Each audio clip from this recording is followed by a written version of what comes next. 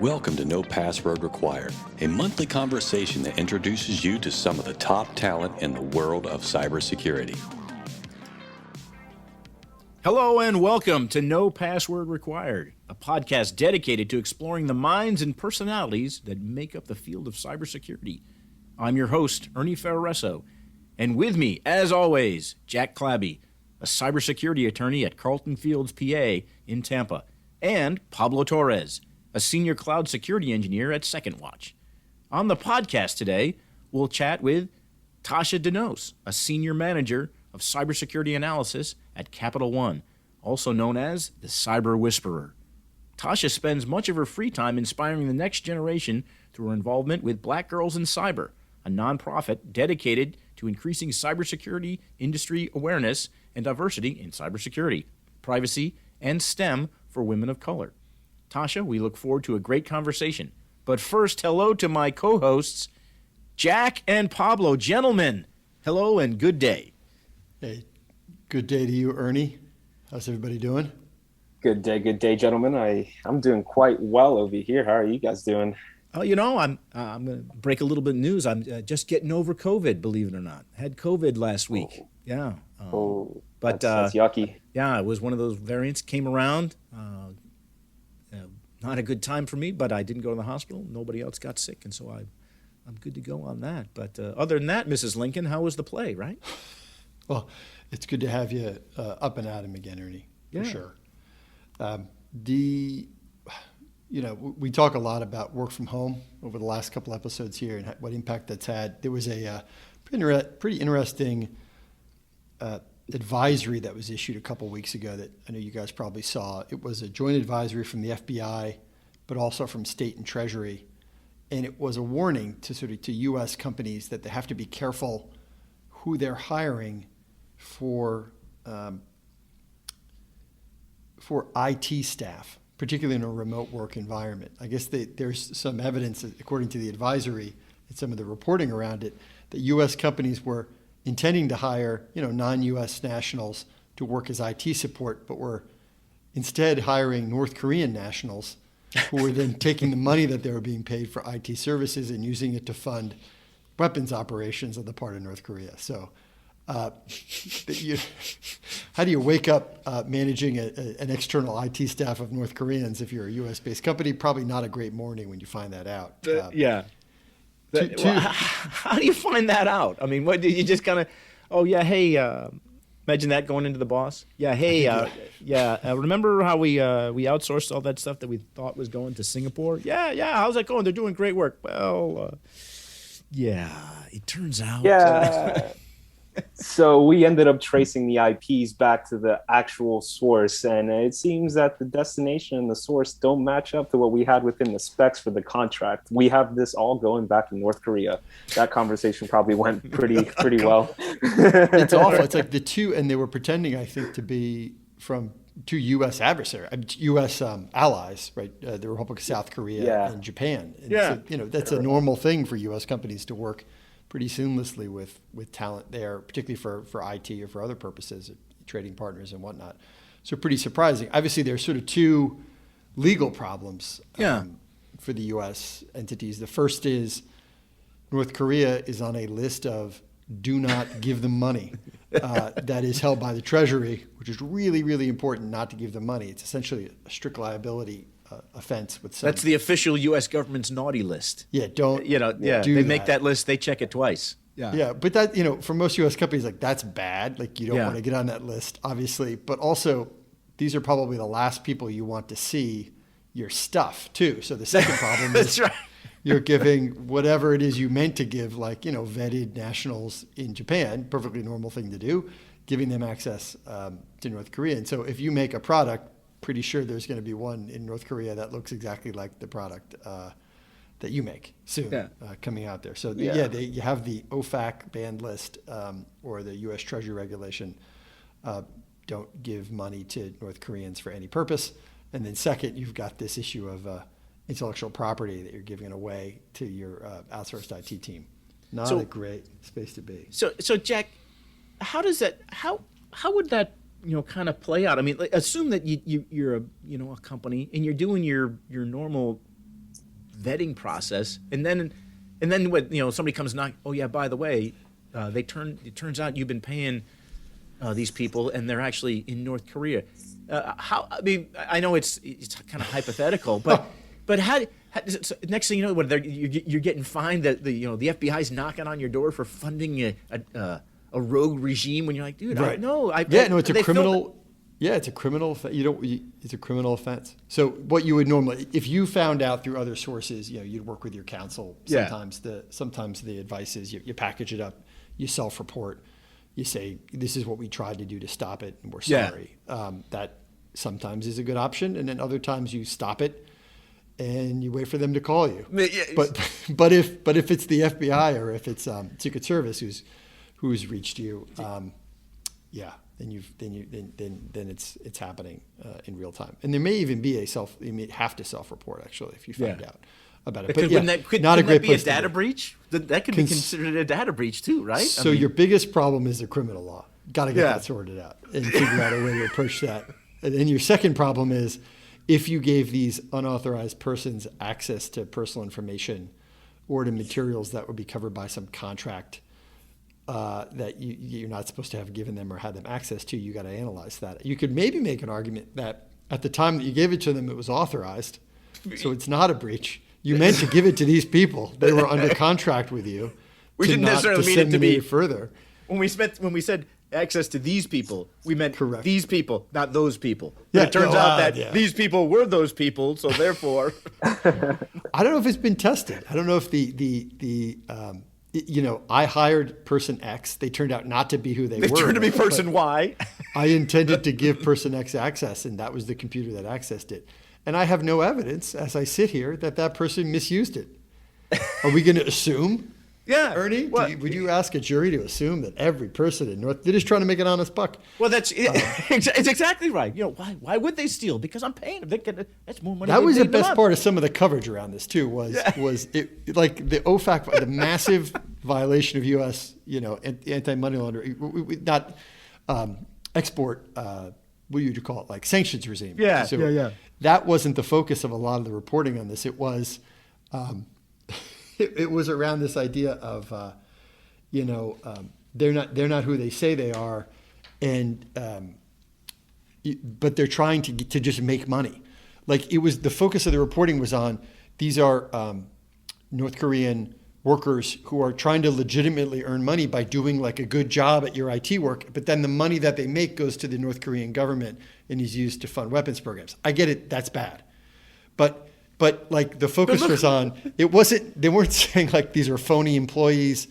It was like, these were legit employees trying to do a good job. They're probably doing a pretty good job. And the bad news is like, hey, but they're using the money to sponsor terrorism, state sponsor terrorism. Yeah. That's bad. But it wasn't like they're gonna put your systems at risk or, I would love to know, the reporting is only the extent to which we know this is going on. So I would love to know, like, did the FBI figure out like, how were they? Like, were they pretty good? I could just see. Just see it. Oh, I got to tell you, it's a shock to me. The shock. Our logs had never been so clean. They'd never been maintained. Best employee we've ever had. I'll tell you, the ticket turnaround was through the roof. They cashed their paychecks immediately. That's exactly correct. I guess it's like the serial killer next door, right? You just don't know it because the model neighbor was doing everything right. I don't get it. But you gotta vet your. Yes. That's it. So it's not even vendor management. It's employee onboarding. So it's like when you get a job offer, and they do a background check on you, and they ask for a bank account, and for you to fill out a W-2. Mm-hmm. That's largely to make sure that you don't commit U.S.-based felonies, but it's also to make sure that you are not on the OFAC sanctions ban list, and that we can pay you money in an okay way. So there is that background check between offer and start of hiring, where they do that, is designed for this purpose. And so we talk, the community talks a lot about vendor management and vendor access management, but this is really employee onboarding, and this is an issue for a lot of colleges and universities who are bringing on board talent. Particularly onboard talent from countries that might do business with North Korea or China, And, if particularly and maybe if what they're looking at might be on, export controlled materials, or if they might be a resident of a country that is on the ban list. I mean, being able to watch out for that is actually a pretty sophisticated and challenging inquiry. So, use name brands, I guess, is probably, if you're going to outsource your IT, use name brands. Yeah.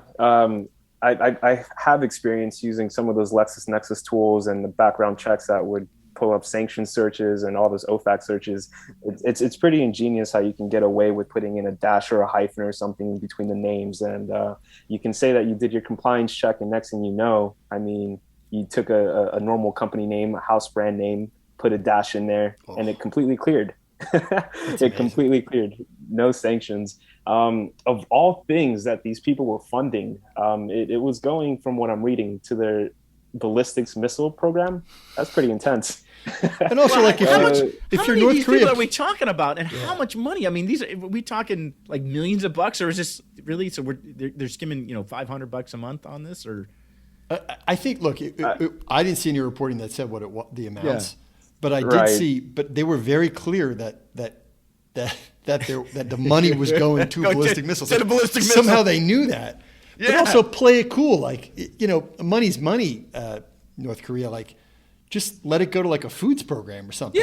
Yeah. Don't pick the lightning rod program. Correct. Yeah, exactly. Yeah, you're like, okay, we're feeding some starving people. Look, we get it. Any support for that regime is a bad regime, and it's U.S. policy. But if you're North Korea, like, you're not playing to the heartstrings here. Yeah, that's right. By putting it into the ballistic missile program. Yeah. They could have had a viable thing that could have lasted. Because listen, this was part of our pilot program, outreach. It was rogue freelancers. That's right. I mean, rogue freelancers. If we're talking numbers, and this is just speculation, but they're saying there were thousands of these workers that were both dispatched. So I mean, let's just say 4,000 people, 4,000 workers are making about $3,500 bi-weekly. I mean, you're already talking about $14 million in overall value that's being sent in their direction. So I'm just like, wow. Think about workforce readiness, right? If you're listening to this and you're thinking about getting into the game, companies are hiring literal hundreds of North Korean workers to support IT services remotely. Be that talent in the States, folks. That's right. Be that talent in the States. That's right. Right. Well said. Well said. All right, and we'll leave that at we'll leave funding of North Korean ballistic missile systems to others, and we're going to take a quick break. But when we return, we're going to talk to Tashya about her career in the real world and her alter ego in the digital world. Stick around. Looking for more no password required content?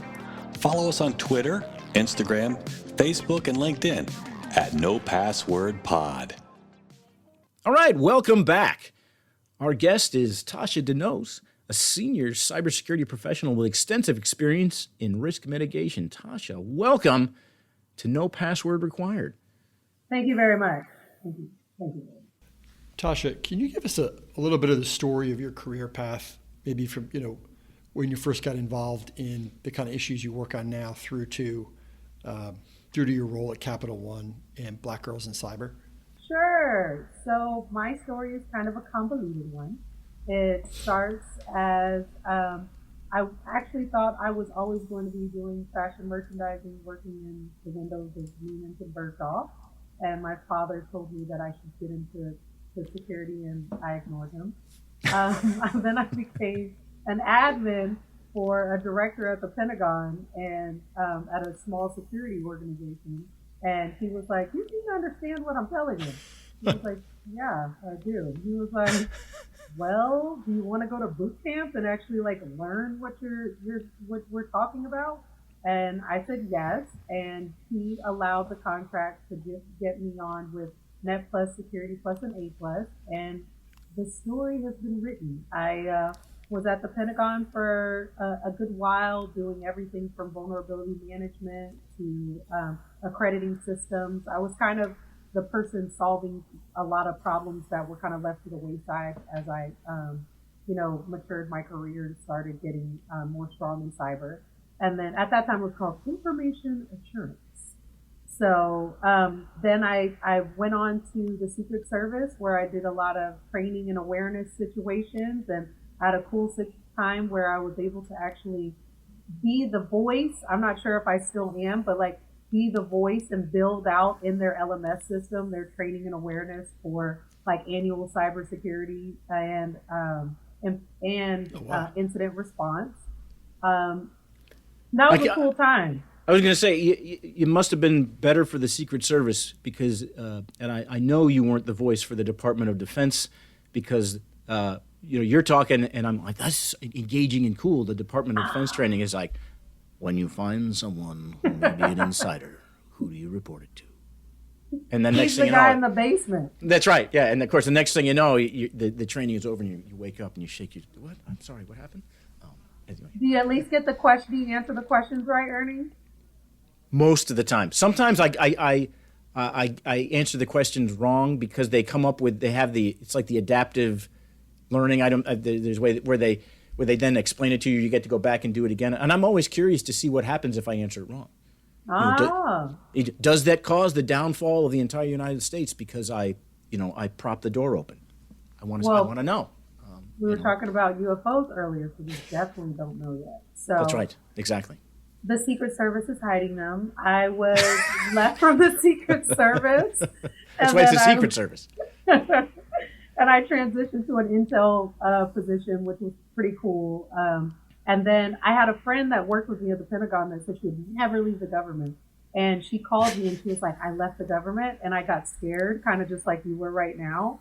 And she actually said she works at Capital One. And she referred me to Capital One, and I will never go back to the government. I will always have windows. I will always have swag and snacks and all the good things.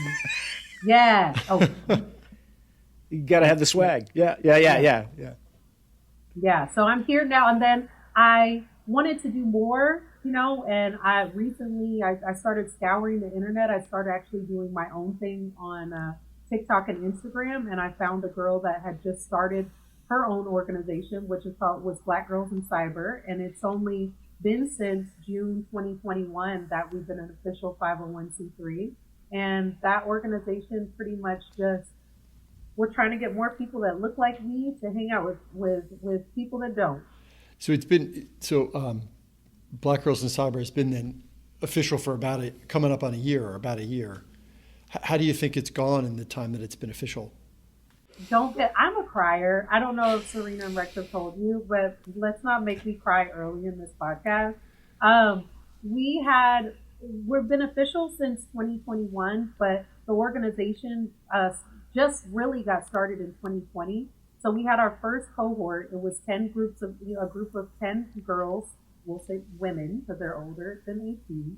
And we got them Security Plus, we got them one-on-one mentors. And 3 of the 10 already have jobs. That's great. One right. is at Disney, and 2 are at Accenture. Oh, wow. So we have our second cohort going, and we took some lesson learned from like timing and how long things should go from the first cohort, and we are applying it to the second one, and it's in the mix now. Oh, that's great. Yeah. What are some of the challenges that your cohort members? I mean, when they say they're getting into, what was some of the barriers that they experience when it comes to getting into the field? So I will tell you the worst thing. We kind of I've talked about this before. Is the pipeline is broken. So there are all of these people that have certifications, they have referrals, but the way that the human resources, I will just say silo, is developing these job recs. It's like entry level with a CISSP with 10 years, and you're like, what does that even mean? Whose entry level is that? That's what we always say. It's an entry level cyber position, but you need 8 years of network admin to get there. And you're like, yeah, that's not entry level. Am I the right person, or is she the right person? And then half the time you find out the real title for the job is just like tech writing. And you're just like, anybody can sit next to and get the experience by sitting next to the admin and writing down what they're doing. So that's been one of the biggest challenges that I would say, just trying to break that barrier. Now these people have experience and understanding, making sure that they have one-on-one time with mentors and doing different projects, but how do we get them hired? One of the views for folks who are looking at a career in cyber that sometimes I think are not accurate, or that it's a siloed role, or it's a lonely role, or it's a role for somebody who's going to sit at a screen. But in reality, my understanding of your role is that it involves a lot of collaboration, a lot of internal customer service. How do those skills, those collaboration skills, management skills, how does that make a more secure environment? Oh my gosh, being Chatty Cathy is like the winning thing for my role. Like, it's that you touched on some key things that are like people don't even register. So first, when you talking about the siloed role, that's what I was running away from. I was so sure that I would be sitting like in this dark room with a hoodie, because that's what everyone talks about. But I found with watching people in their different paths, someone that can communicate well with people and has a good, written and verbal communication and understands how to build relationships actually does better in this role that I'm in. Wow. Like, my whole goal is to get, admins to believe that I'm not a hindrance, that I shouldn't be, like, the security parameters that I want you to enforce are for the good of you and for the good of me. And I'm not, like, most security people are like, you must do, like, they come down on, and it's like, if we can figure out how to say, hey, we're doing this, you're already doing this, and if you put this on the front end instead of the back end, it would just save us all time and energy. And if you and I have a good communication, like, I'll keep the auditors out of your face if you keep your documentation up to date. Does that, do you think that skill set comes from you doing other stuff in a professional setting before you went down the cyber path?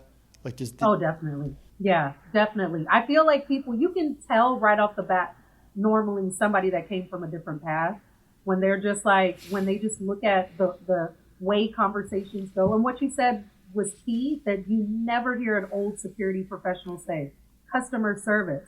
Like, I am my whole job, like, when someone's hired to be on my team, I'm like, yeah, you're technical, that's fantastic. You're going to be able to do assessments and understand what the remediation efforts are. But can you talk to people that are not going to be nice to you? And how are you going to respond to them? And how are you going to make that person be your friend?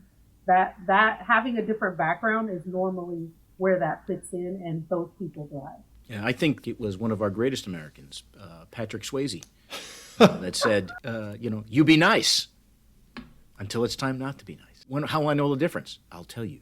And that's it. You be nice. Right. You got to be nice. Yeah, that's major. Yeah. And it changes everything just across the organization, especially when people start feeling the culture change, and how they interact with security. It sounds like part of Black Girls in Cyber is a mentoring piece of it, and being able to set up sort of one-on-ones or group sessions. Did you benefit at points in your career from a mentor, and what was that like for you? Oh my God, yes.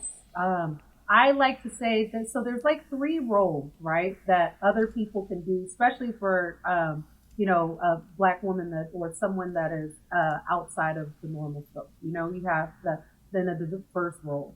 You have a person that's an ally, a person that's just sitting in the room and that can hear that you're not being heard, but you're literally saying the same thing. That person is key. They're not all the way through your career, but just when you're in that room. And then there's a sponsor. I have had so many sponsors in my career that were mentors, that were people that opened doors for me.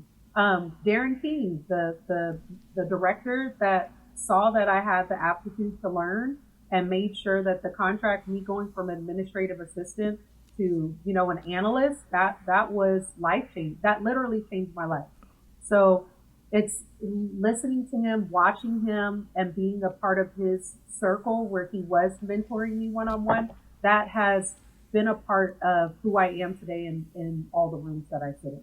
You mentioned mentoring and how important it is. So you're a mentor for some people, I'm imagining. Are they mostly dazzled by your cyber skills or your personality side of the house? I mean, how do you blend that together to show them the light? Because that seems like that's a tough thing to get across. You have to have the technical experience, but you got to be able to engage with people. I find the people that have been drawn to me that want me to mentor them are normally they see something in me as a person that it turns into more than us just talking about work. It goes to like, oh, well, this is, I guess, compensation is work, but it turns into not just talking about how do you get into cyber, but how do you negotiate, and just like how do you become a person that's your whole self in any room at all the time, you know? So it's kind of, if someone's mentoring you, it's what people don't understand when they go to look for a mentor is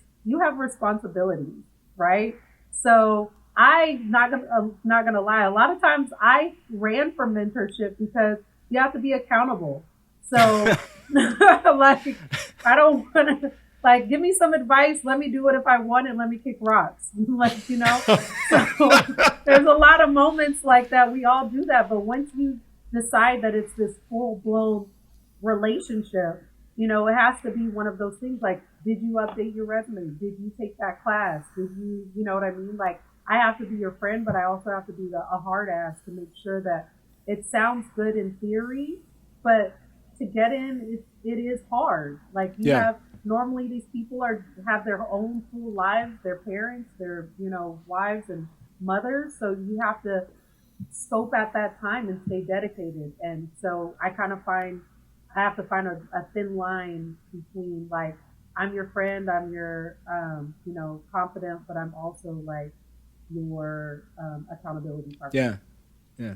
They have to be committed to the program, so to speak. There's like some of it is like that, you know, we've looked at for just within the law firm here, the distinction between, okay, you can be a sponsor and not necessarily a mentor.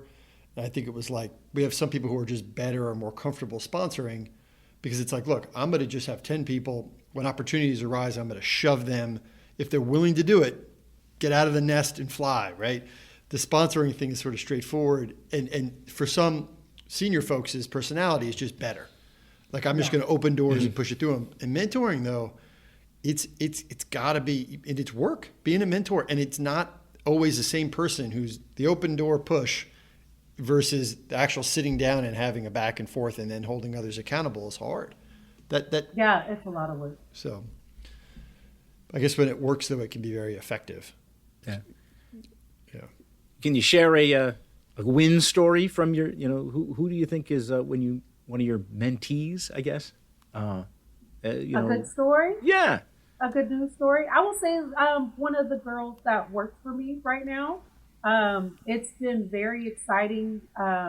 She came to the team. She had done assessments before, and just watching her transition from just an analyst to knowing and becoming and being, you know, we're going to get her promoted this year at mid-year. Yeah. Just watching how taking the advice, taking the criticism, and doing the turn on the dime. Like, okay, what do I need to do? And then when something doesn't work out, you know, and we have the tough conversations, and she comes back and we have like heart to hearts, like, okay, this wasn't good, and it's okay. You said something. Nobody cares. Like, at this point, the million, like he said, UFOs came out at the same time as COVID. Put your mask on. Like, no one, it depends on what's going on. You just change the narrative and keep it moving. And the more you fail and fail quickly, the quicker you're going to move up. And seeing somebody actually putting those kind of things into action and watching the reward happen, it's just like,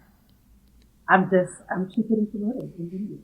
So is that one of the reasons why you do this? I mean, it's a tough space. Particularly for African American women to break in there. I'll be honest, like, being in rooms, especially with COVID, right?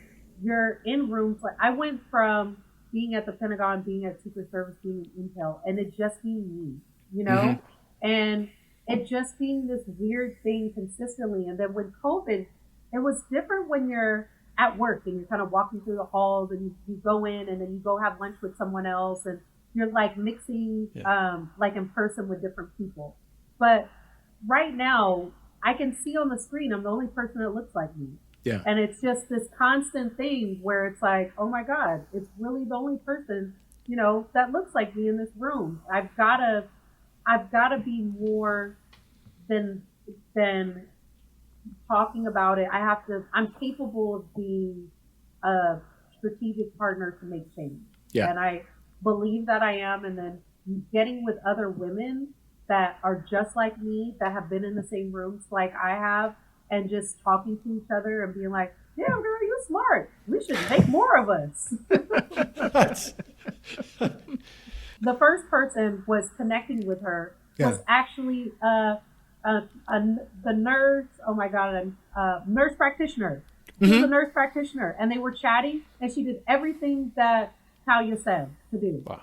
And she followed through. And next thing you know, the year later, she went from being a nurse practitioner to working at Accenture. Wow. And that kind of just completely swapped over, and the opportunities came, and it's like seeing her life completely do a 180 is what really got Tashya to start the organization. And, you know, you just watch these stories of people that had no clue even what cybersecurity was. Like, most people still don't have a real understanding. You know, we've heard in terms of looking at workforce readiness for cybersecurity that there were some pros and cons from the work from home model for companies that supported it. You know, some of the pros were it moved the geographic area from which you could draw talent. That helped.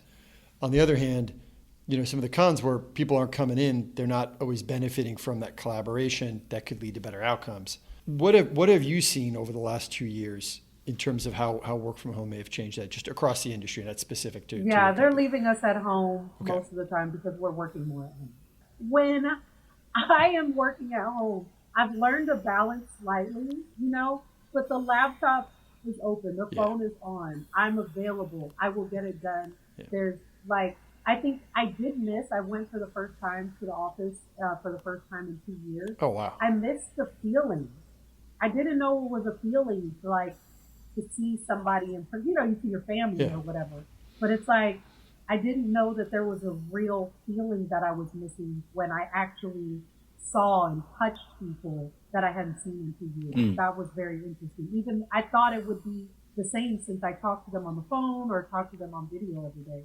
But there is I think the hybrid and giving people an opportunity to come if they want or don't come if they don't want to is probably the best situation for companies. Yeah. And it's, I mean, most large companies now are national anyway. And so even if everyone were in the office, you're in the office, but you're working with people in another city. So it's virtual as to that experience anyway. So really, this is just making everything somewhat virtual. There is a little bit of the missing of that, where you're talking about the break room interaction or the coffee shop interaction. One of the things we found about it is that it has been the work from home time has been great for folks who, you know, not more introverted, but the evaluation of a contributing member of a team has been more based on content than it has been based on charm. Yes. Which is important for a million reasons, but we've seen that in the 2 years. That is major, because there's a lot of people that can sweet talk you at that water cooler, but they're not really doing anything. They don't have anything on paper. Don't I know that? That's, you learned the hard way, Ernie. That's been my whole life. You know? But you got to learn a whole new set of skills, Ernie. That's right. They used to call me Ernie the Water Buffalo. You just hang out over there? I just hang out over there. How you doing? Yeah. Right. And then you have increasing time as a result of the water cooler time in the bathroom, and that's a whole nother problem. It's exactly correct. Yeah. But I will say, I haven't had no kidney stones. You know, it's like flush. Look at this guy. You can learn from this guy. See? It's that constant flush. You know, Tashya, you are on social media in a really cool way. One of the things that we know is on LinkedIn, you're the cyber whisperer. How did that moniker kind of come? How did the cyber whisperer, that moniker come about? You know what's so funny? I've had like 4 people since I just changed it, and I've had 4 people come to me, and I didn't even think that people even read them through. Yeah. So it's just exciting. We do. It's exciting. I was talking to one of the MVPs at the company, and she just was, she was on the tech side, right? And she was like, you're one of those cyber people, aren't you? And I'm like, yeah. And she was like, you guys, And we had this great conversation where I just was breaking down like, I don't want to be in your way. We don't want to be in your way. We want to help. You know what I mean? And like explaining what our relationship should be and how we should just, how our plans should overlap and how our roadmap should be combined and all of the things that we should be doing together instead of just in these siloed things to where you think that I'm just some check the box lady that's getting on your nerves and wasting your people's time. And after that conversation, she was like, maybe I don't need cyber anymore. And the complete change blew my mind and hers. And I was like, yes. I am the cyber whisperer. I will change all. This is the show. I can already see it. I can already see it. Oh, that's cool. We'll watch now as Tasha goes and visits the IT department. They've been having trouble with their. So we called in the cyber whisperer. And you walk in and talk. A disgruntled, sysadmin. I can't do that. I've changed this person's password 7 times this week. Now let's talk about. Do you have a password policy? What is that policy? Does it automatically update? That's it. It's a serial. Like we've just That's right. done in vignettes That's right. of individual problem solving. I love it. We understand you're working on a podcast called "Do We Belong Here," and it's in the tech world. The tech world generally, is it cybersecurity specifically, or is it evolving?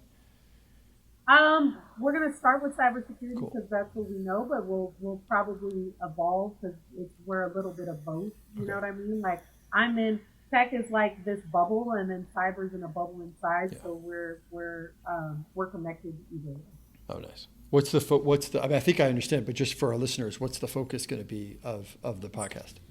So me and my cohort Pam, she is actually the advisory CISO at Cisco. We are going to chat it up with all the, what do they say, the tastemakers? Is that a good?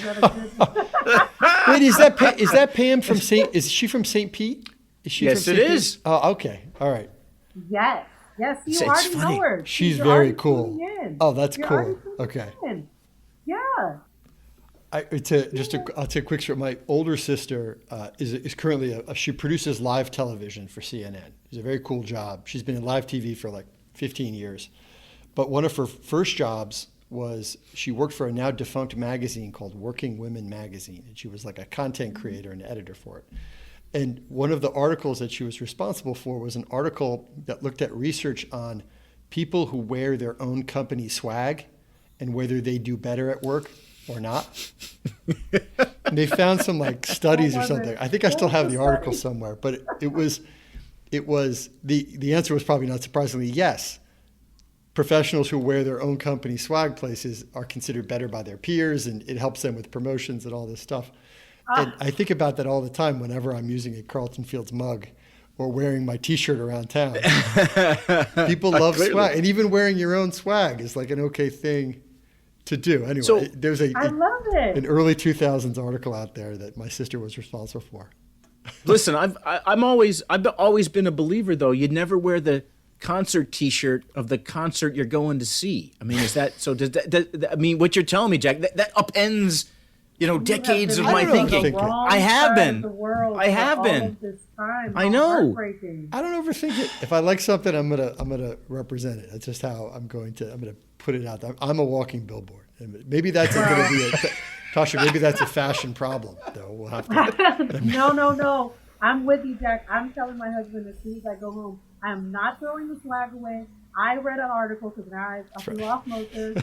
I've read it, and it says that if I wear the company T-shirt and get swag, then I'm going to get promoted. That's it. Yeah, so but that's it. A 2001 article from Working Women Magazine. I think there's a direct correlation there. That's exactly correct. I think that's exactly correct. You wear the swag, get promoted. All right, that's it. I want to ask one more substantive question, Tasha, about this, because and if you can't answer this is not. We understand this is your personal capacity, not your company. Okay. But there's a lot of conversation about information sharing for cyber threat assessment and intelligence. And some of the information sharing is by industry, some's by critical infrastructure more generally, some's U.S. only. What do you think about this information? And there's been some proposals in Washington to force or encourage two different things: information sharing. Do you use that kind of industry sourced intelligence in your work? What do you think is the value versus the balance of information sharing for big companies in cyber? I think it's life-changing. I don't know if that's the right word, but I've been on a couple of panel discussions where they're talking about the same thing, where it's just like, why doesn't government and industry share information with each other? I think some industry, it's not so bad. We get a lot of collaboration through. Normally, you get the most collaboration through the big four when you have contracting partners and they're providing their insight from outside. But I feel like we as a whole, just the tech industry just in general, would do better if we could figure out, it doesn't have to be this open-ended way. We protect secrets in 1,000 different ways. So I think if we were to do it a little bit better and figure out, without it being the government saying you must share, and figuring out how it's beneficial to everyone, I think it's really key, because the adversaries are coming from everywhere and it's not changing and they're moving faster.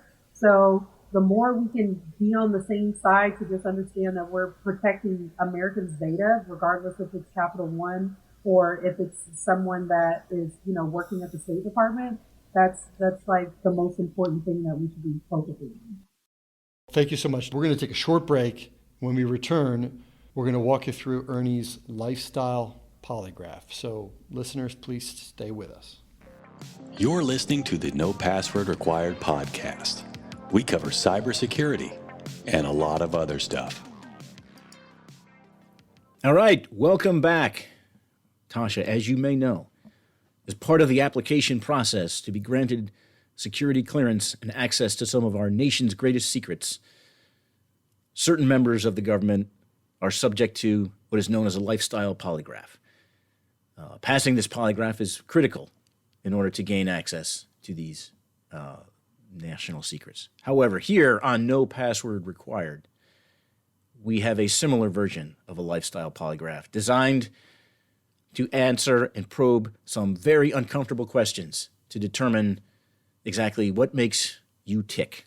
Not what makes you tick-tock, because that's a whole other reason why you would be on social media. And that's my dad joke for the day. And so, that being said, Tasha, are you ready for the No Password Required's lifestyle polygraph? Let's go. All right, here we go. Now, this is where we're going to deviate from the norm just a little bit. This first one, I know we said it's only 5 questions, but the first one is a 2-part question. Okay. 2-part question. Here we go. What makes someone cool? What makes someone cool?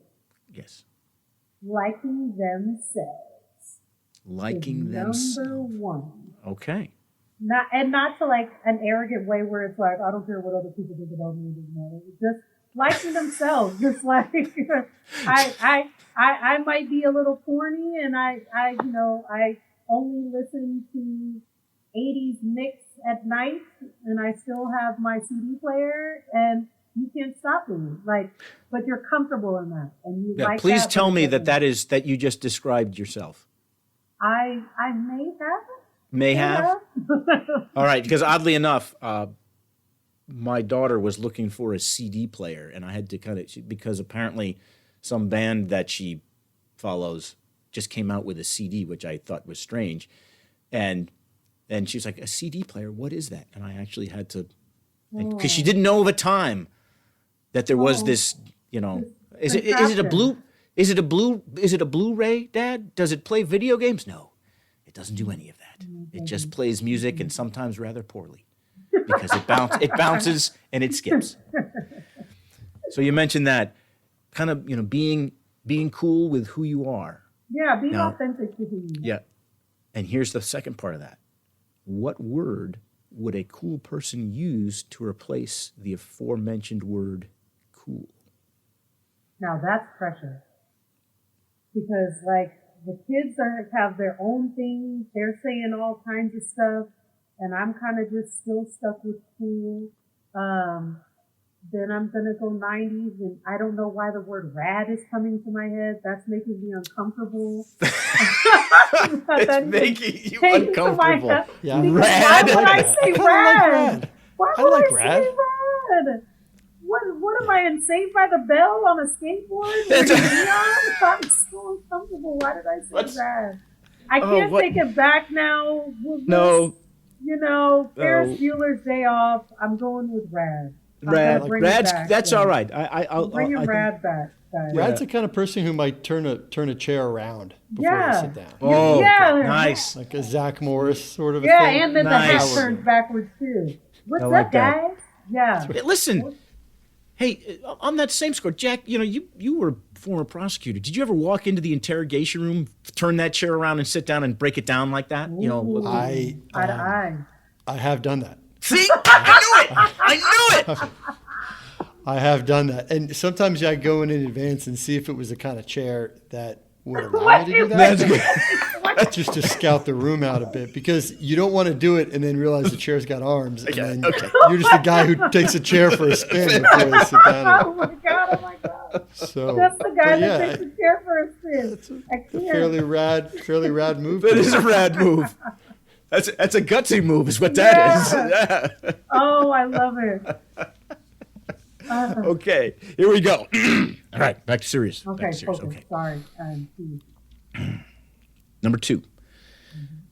How would you go about convincing today's youth that the best thing you can be is yourself?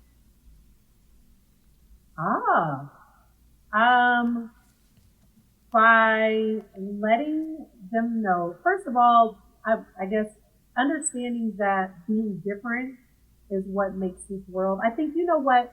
I saw Pink. This is like the most random thing, but I literally just watched this video.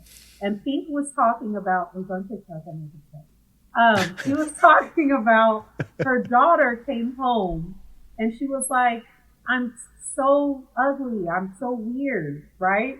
And she was so mad, and she was like, the kids are saying, and she was like, can I beat up a toddler? Like a kid first. And then she was like, I can't do that. So let me think about what else I can do.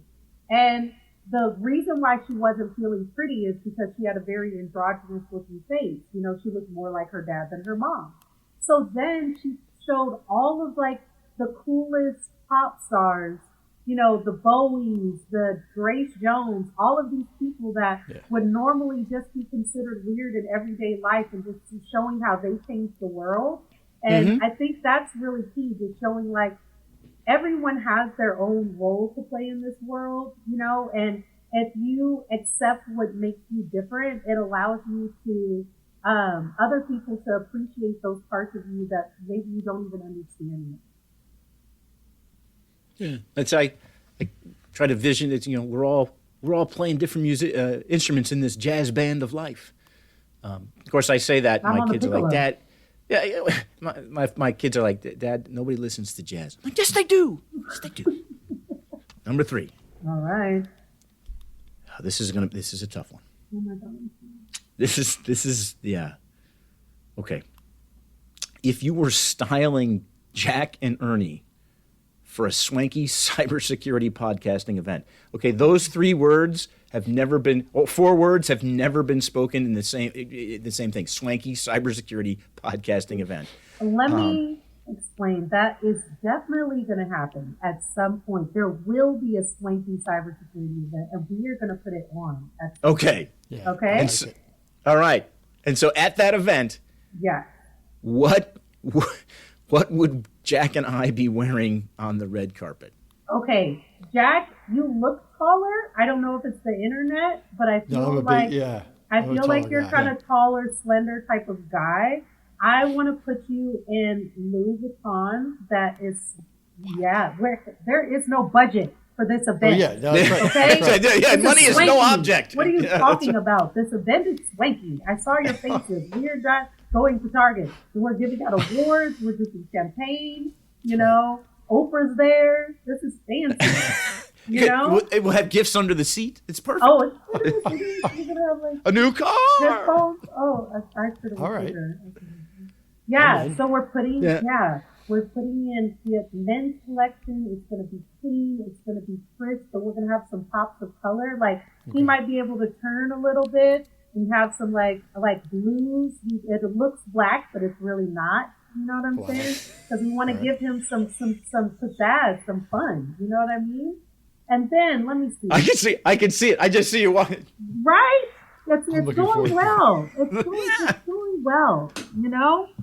And then for you, Ernie, we're gonna go Burberry, but we're going Burberry for many reasons because Ricardo's teaching us at Burberry right now, and he's very cutting edge.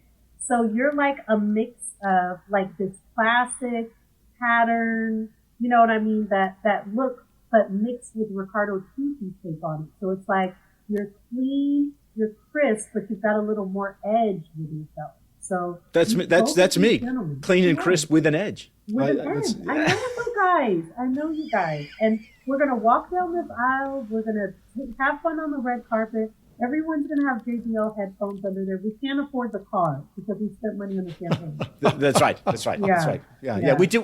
Money is no object to an extent. Yeah, to an extent. You know what I mean? We don't eat and drink with the best caviar, even though I have never had the best caviar, but I want it to be good. Yeah. You know? Yeah. Well, actually, that'll be the brand name. The best caviar. Yeah. It's not descriptive. It's just the name. It's just the name. Oh, I'm investing immediately. I love it. What kind of caviar? Oh, it's the best. Oh, it's really? The best. Yes. Is it really good? No, it's terrible. But but it is the best. It is the best. Are men is at least in men's clothing? Are we still in a slim phase, or are we? Good question. Are we backing out of that? Because I feel like I'm okay to back out of that. The world is weird right now. Just like it's like, how do you like? What's interesting about fashion is the same as like what you see going on just in general. Like, I guess it's Gen Z has just fallen in love with everything. So like, you can wear slim pants, you can wear baggy pants. Like there was a time where you could just only wear one thing. But they're just making it to where you can wear anything, which is pretty exciting and a little bit scary at the same time. Yeah. So you can back out of those small pants. All right. I'm ready for that. It's welcome to but we're in a boot camp. Yeah, so on those same lines, I mean, now I could talk for hours on this because I am, according to, polite society, I'm fashionably challenged. Oh. No. I relish that. I embrace that. Mostly because I firmly believe that socks with Crocs is not only encouraged, it should be required if you have a teenage daughter. Let me tell you something. Yeah. I don't even think that you know that I have Crocs under the table. I have platform Crocs with socks. I have giblets on them. I've got a chain that I got from Amazon. So come on, Ernie, you are not... Let's stop underestimating yourself, okay? You are cutting edge, buddy. And don't let anybody tell you anything. These socks and these Crocs, your comfort is first. And then that style is a close second for you. And I respect that. It's that kind of positivity that I don't get in my everyday life. And this is really, for me, this has been... family. Yeah, this has been especially helpful. I have one too, so that's why we're like getting together and talking freely here. And exactly. Have them. That's right. Exactly. It's almost an airing of the grievances. Let me tell you, I got a lot of problems with my kids. I'm just kidding. I don't, but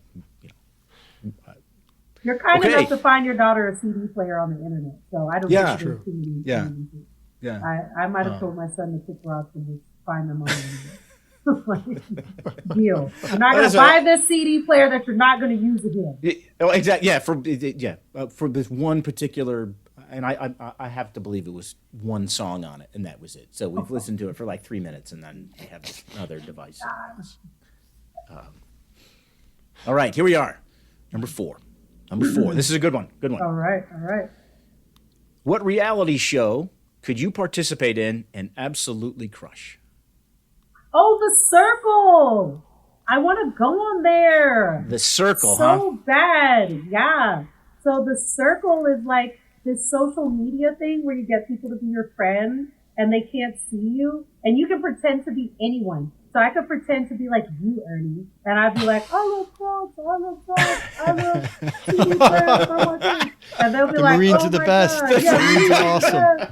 You can't have I got that. camouflage Crocs. Yeah. You know what I mean? And then people get voted off every show because they're like, I don't believe you're Ernie because, you know, you didn't talk about the Marines enough and you talked about perfume. Because people slip up sometimes and they, when they're pretending to be someone else, they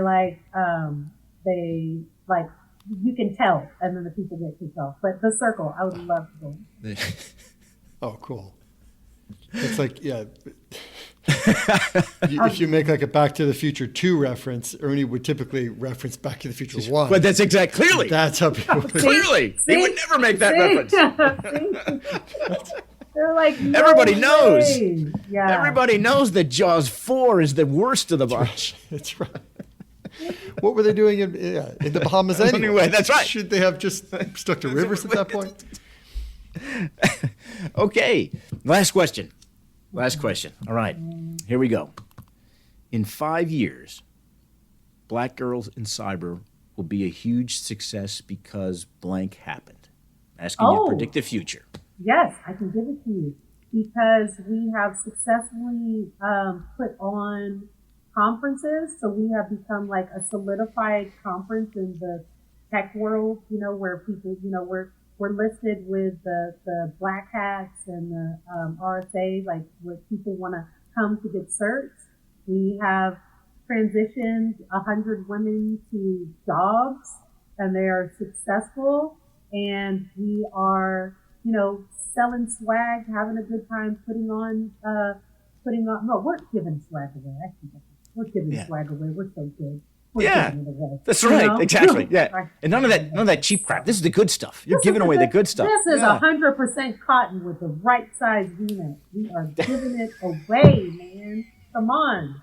And we have just been solidified with, you know, other organizations like Women in Cyber Judiciary and the WESIS, that we are a force to be reckoned with when it's talking about getting Black women transitioned into the career field. All right. Well, I got to tell you, Tasha, this has been fantastic. You know, thank you so much for participating in the podcast and especially in the Lifestyle Polygraph. Did I pass? This isn't a pass. That's what we don't tell you. It's not a pass or fail. It's just participating. Yeah. Okay. Yeah. You know what? You passed. There you go. I'm just going to go ahead and say it. I'm just going to cut the tension. I'm just going to say it. It was so, I swear, I was going to go home. I was going to talk to my family about it. I was going to message Serena and Rex and just be like, what happened? I thought I put my best foot forward and I just don't know why Ernie didn't get to the class again. And that's how we know. That's right. You passed. Because you cared. That's right. Exactly. And yes. It didn't matter. All right. Okay. Go back. So if our listeners would like to connect with you, other than whispering into the internet, how can they connect with you? How can our listeners? The Cyber Whisperer is available on all platforms. Tashya Denose on Instagram and Tashya Denose on LinkedIn, and follow Black Girls in Cyber on all of those same platforms. Excellent. Yeah. Excellent. Well, thank you very much again. It's really been a pleasure having you on the show. And we look forward to your, the new podcast coming out. That's going to be exciting times. We're really excited that that's coming out, and I look forward to seeing that. So thanks very much. I'm excited. I really enjoyed. Thank you guys for having me. Oh, thank you. All right, coming up next, it's Technologue with Pablo Torres. If you want to stay on top in cybersecurity, you have to learn something new every day. It's time to get educated. Welcome to Technologue, Game Show Edition.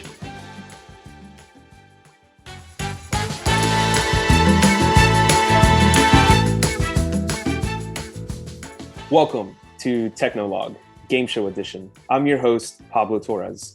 Today, we are going to investigate the world's first ever computer worm, also known as the Morris worm. So how does this show work? I simply ask our panel a series of questions that can only be answered within a number, and the person with the answer closest to the bullseye gets a point. So remember, guys, we're only looking for numbers here. The person closest to the bullseye is going to go ahead and get scored correctly. For a little background, the worm was released by its author, and less than 24 hours later, it caused the greatest damage ever witnessed by a piece of malware up to that point. The worm slowed thousands of systems down to a crawl by creating processes and files in temporary folders and trying to spread copies of itself. By the following day, which I'm not going to give away, but it's a Thursday, it had the attention of thousands of users who started to get worried about the unusual facts and artifacts that were discovered. Ever since, this worm has been considered the first worm to propagate and spread over the internet. Let's get started. Are you guys ready? Question 1. Oh, wait, let's introduce our panel here. We've got Ernie, that's right. Great. We've got me, Jack, and then we've got Ted Esposito, who we reference a lot on the show, who's one of the digital marketing professionals here at Carleton Fields and is some of the production and audio specialists behind the cast. So welcome, Ted. Our production engineer. That's right. Welcome. Yeah, he's the man behind all of this, and he's the magic behind this show. Welcome, Serena. Welcome, Ernie. Welcome, Jack. And most importantly, welcome, Ted. I'm happy to have you guys participate on our first game show segment.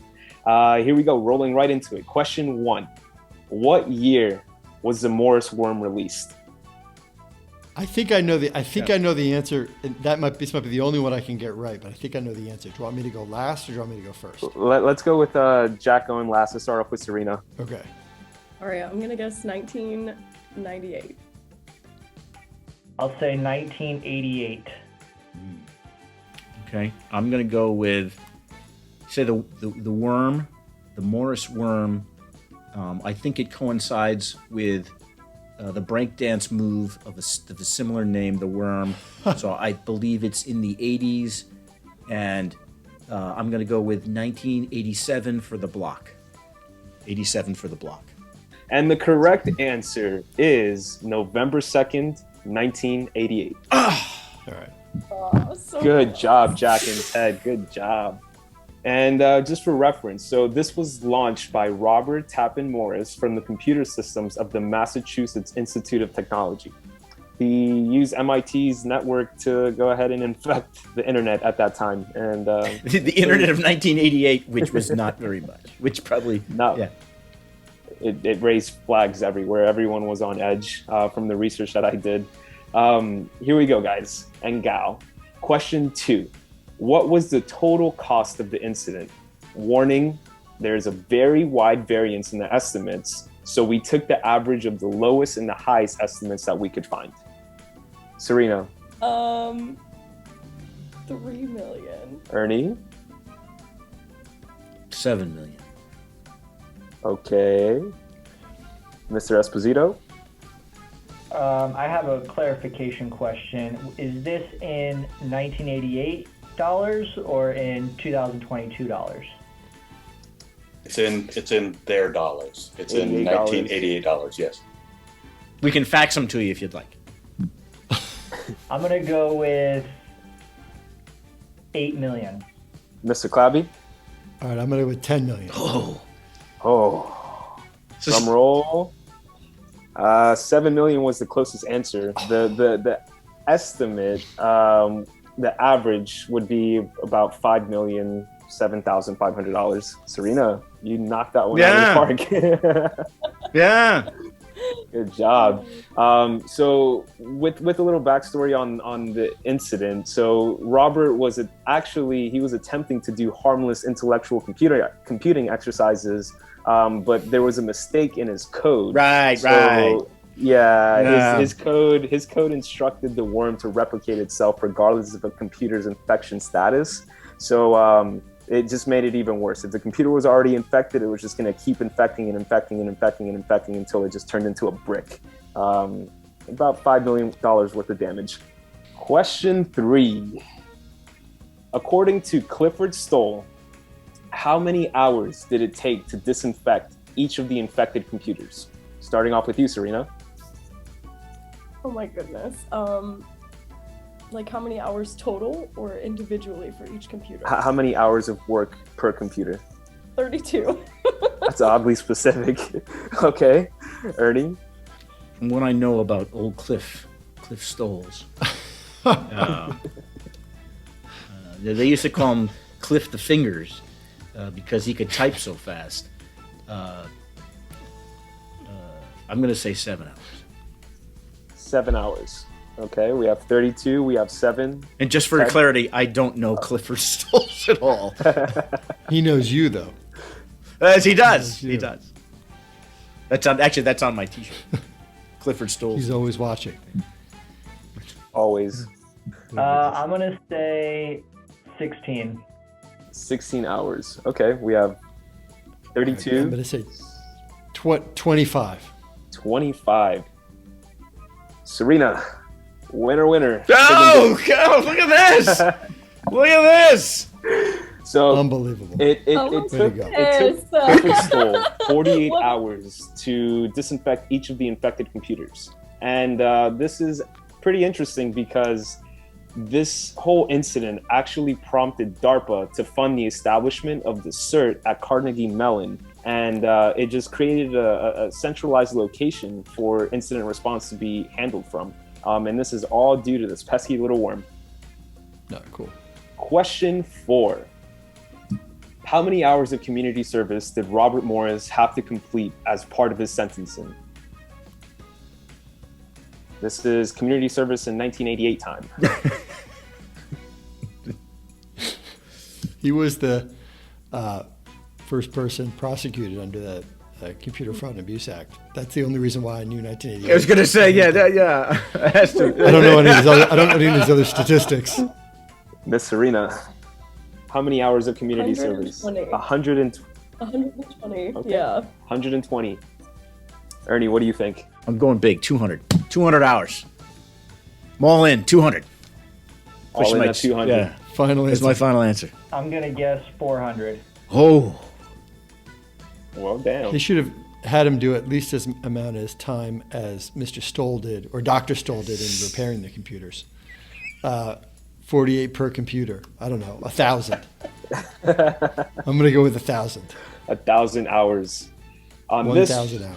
On this question, Ted, congratulations. You nailed it right on the head. Good job, Ted.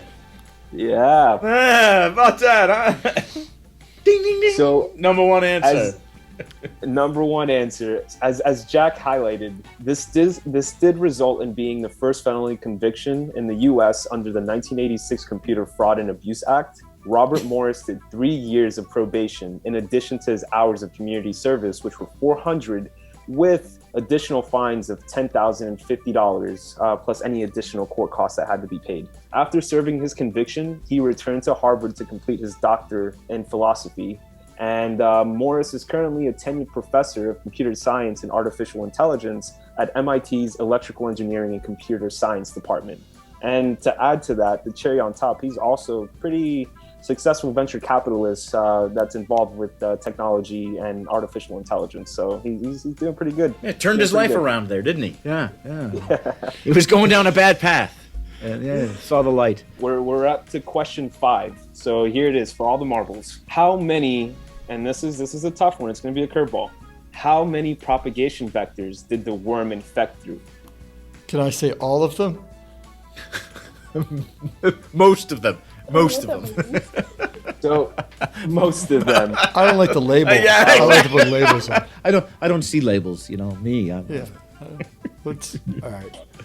Well, so right. propagation vectors, we're looking at total vulnerable points of potential intersection that the worm could have injected itself into to go ahead and spread the malicious code. This was a vicious worm, 1988. All right. Bad code. I can start. 6. Okay. 6. Half dozen. Half dozen. Half dozen vectors. Serena? I do not feel confident now because I was going to say like 2 million. I was just trying to. Yeah, that's right. I don't know. It might be 2 million, Serena. I just want to get the ball rolling. It might be a high number. That's my guess. It might be a high number. Might be a low number. So we got 2 million. We got 6. I'll say 1,028. 1,028. That's a good one. Oh man, it's a lot of open ports. 13. 13. Drum roll. It was 2. What? I thought it was like per computer. What is the way off? So we had 2 vectors that the worm could potentially infect through. One of them was through TCP connections, and the second one was through SMTP connections. The worm exploited these vectors and caused havoc. The author originally didn't intend this worm to cause damage. I clearly want to put that out there. It was for research purposes only, although the opposite was a reality. Due to the bugs in the code, this worm caused great amount of damage, and the way that it worked is that it exploited vulnerabilities in the Unix, the fingered the send mail, the remote shell, remote execution, as well as weak passwords. So it found a whole bunch of messaging transport protocols, and it pretty much plugged itself in and looked for potential opportunities to exploit deficient code that wasn't properly patched or updated at the time. And 2 vectors, TCP and SMTP. Who won? Who won? Who's got our? What's the score? It is a tie currently between Mr. Clabby and Ted. Serena and Ernie are behind with 1 each. So coming in at the bottom of the pack, Ferreso. So we got a tie at the top and a tie at the bottom, and it's a anybody can win race right now. 2-1. I feel like it was a very successful venture. It was very fun. It's still anybody's game out there as we move in. So yeah, well, actually, technically, if I play next week, I'm in last. So there's that. You got that going for you. And one other thing, a small aside on Cliff Stoll.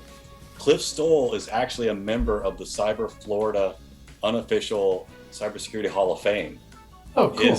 His poster is actually up just outside of my cube.